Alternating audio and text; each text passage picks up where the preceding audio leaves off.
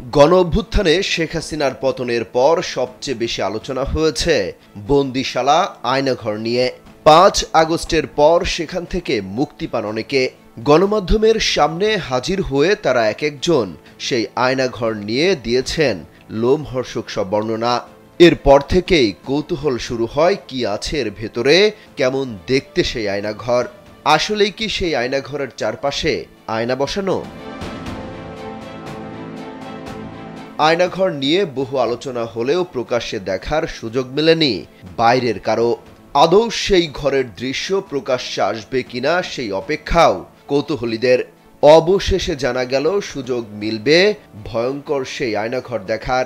এবার ব্যাংকও আপনার হাতের মুঠোয়। Balance transfer, mobile recharge, bill pay থেকে শুরু করে যা চান সব হবে এক মুহূর্তে। এনআরবিসি প্ল্যানেট, যেখানে দিনের পর দিন, বছরের পর বছর অন্ধকারে কাটাতে হয়েছে বন্দীদের। শোনা যায় এমন একটা জায়গায় রাখা হয় সেখানে কোনো সূর্যের আলো পর্যন্ত পৌঁছায় না।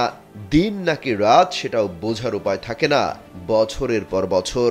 আজানের শব্দও নাকি শুনতে দেয়া হতো না, এমন অভিযোগও করেছেন আয়নাঘর থেকে মুক্তি পাওয়া ব্যক্তিরা।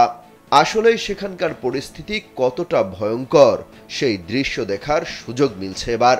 তবে সবার জন্যই সুযোগ থাকছে না। প্রধান উপদেষ্টার প্রেস সচিব শফিকুল আলম জানিয়েছেন, শেখ হাসিনার টর্চার সেল হিসেবে পরিচিত পাওয়া আয়নাঘর সরেজমিনে দেখার সুযোগ পাবেন গণমাধ্যম কর্মীরা। রোববার বিকেলে রাজধানীর ফরেন সার্ভিস একাডেমিতে সমসাময়িক ইস্যুতে এক সংবাদ সম্মেলনে তিনি এই কথা জানান। তিনি বলেন, শেখ হাসিনার পাপাচারের শেষ নেই। জুলাই আগস্টের ভয়াবহতা নিয়ে কাজ করছেন বলেও জানান তিনি।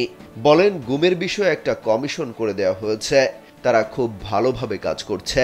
সাংবাদিকদের আয়নাঘর ভিজিটের ব্যবস্থা করা হবে। সেখানে কি ভয়াবহভাবে আটকে রাখা হতো সেই দৃশ্যের দেখা মিলবে বলেও জানিয়েছেন তিনি। অমিত হাসান রবিন, কালবেলা।